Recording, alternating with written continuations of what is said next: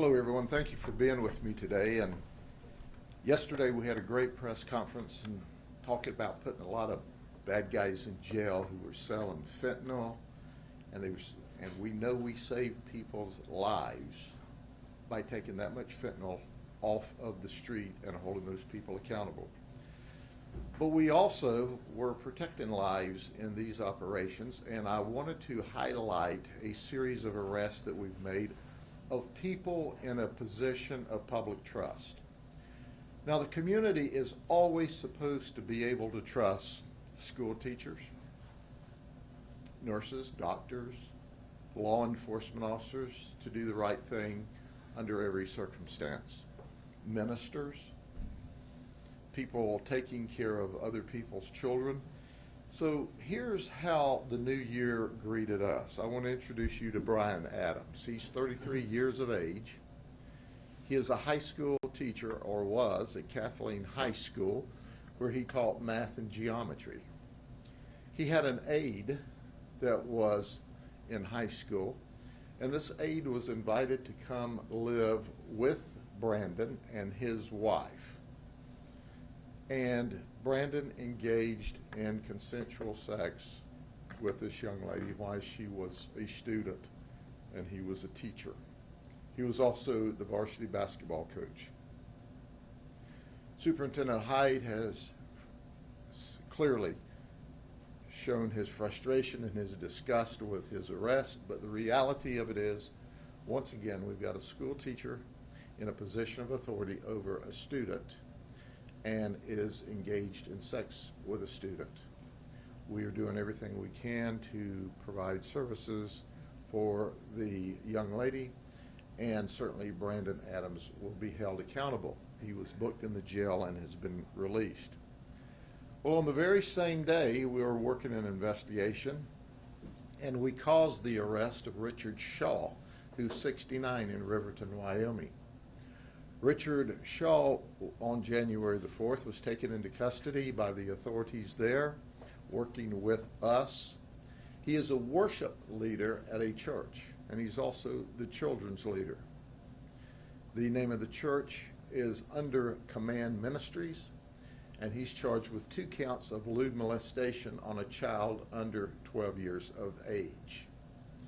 He had been here in Polk County over the Christmas holidays, in fact, had spent 9 days here, and while here, molested a very young child.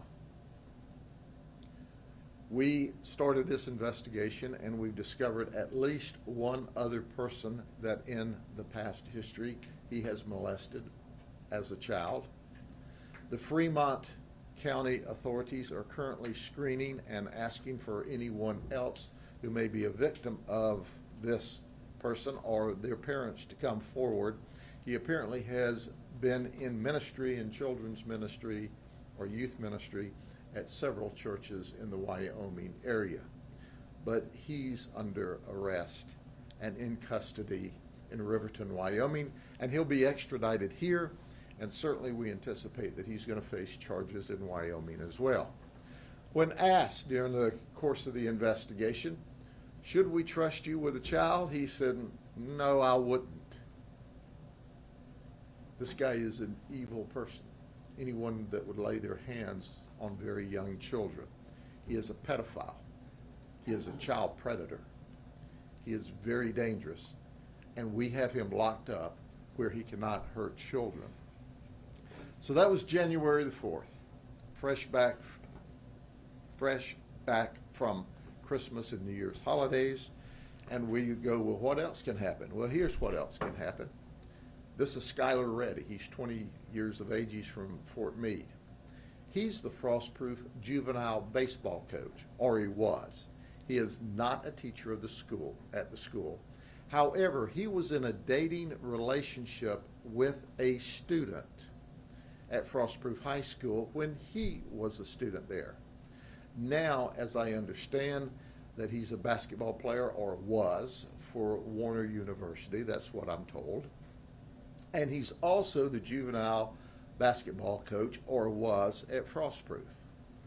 Well, he continued to communicate with a student at Frostproof High School, And during some of the written communications, he suggested that they continue to have sex, and in fact sent a threatening letter to her if she was in a relationship with anyone else. He has been arrested and he's bonded out of jail. He is also in an authority position at the school, even though not long ago he was a student with this person and dating this person. He's now in a position of authority at the school and is continuing on with some outrageous communications and even a threatening communication. So he's been arrested. I want to make it abundantly clear. The school board probably employs 13,000 people. Those school teachers are my heroes. They go to school every day to teach our young people the right way to behave, and also they give them the education opportunities so that they can grow. Our teachers are wonderful, wonderful people. But let me underscore, we are not ever going to allow what I call rogue individuals, very small numbers of rogue individuals out of a total of 13,000 wonderful teachers to do such things. And then it is beyond my comprehension how a 69-year-old man who is supposed to be a Christian and a leader in the church and a leader of children and a leader of people is molesting children, young children, less than 12 years of age.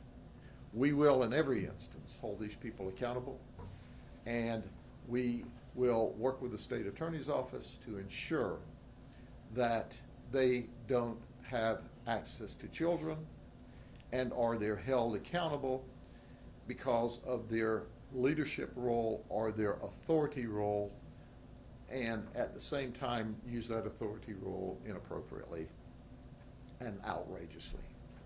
Is there any questions? Sheriff, you mentioned these people, they're in positions of power. Can you just talk about the importance of these victims, speaking out and kind of putting that power, It's remarkable to me that we receive total cooperation from the victims and from their families in every case, and I am grateful for that.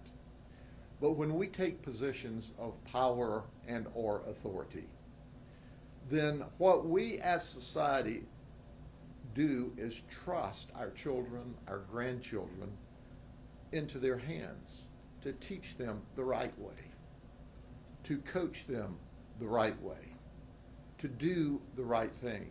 That's an awesome responsibility. It's a remarkable responsibility. And legally, they have the responsibility to always do what's right when it comes to students under their care or children in church under their care. That didn't happen in these cases. I want you to make sure that you always have clear lines of communications with your children so that if anyone is inappropriately touching them or grooming them, that they feel comfortable to speak with you so that you can report them to us. And I'll promise you, my detectives who work in my unit, my SUV unit or SVU unit, will absolutely hold those folks accountable. They are the best at what they do. They know how to interact and make great cases even when the children are very, very young. We send them to the best training to make sure that our detectives can build the best case with the state attorney's office so that we can protect the children. We will always, always consider protecting children as our number one priority here at the Sheriff's Office. Children are young, they're innocent, they should be safe from those that want to prey upon them, and we're going to ensure that occurs. And we also know that the parents have been great about working with us because parents want the children to be safe as well. Now, in some of these issues that we talked about today, it was consensual, but you can't have consensual relations with a school teacher or with an authority figure.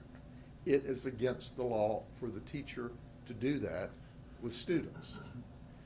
And I would argue to you, when children are of young age, they don't understand the full consequences. And when they're groomed or they're enamored with someone in an authority figure because they think this is a really cool person and I want to be really nice or friendly or engaged with them, that's just totally inappropriate on the teacher's part, regardless of the thought processes of the child. So be ready.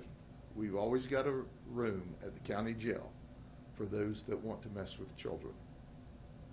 Okay? Sheriff, in regard to Mr. Shaw's case, and I understand the sensitivity because the victim is a minor, can you say if that incident occurred at a church here or like a business here in town? Sure. I think it's important to point out with Mr. Shaw that for me to give graphic details that we know about may help identify the child, which we don't want to do. So we would rather not say where he was.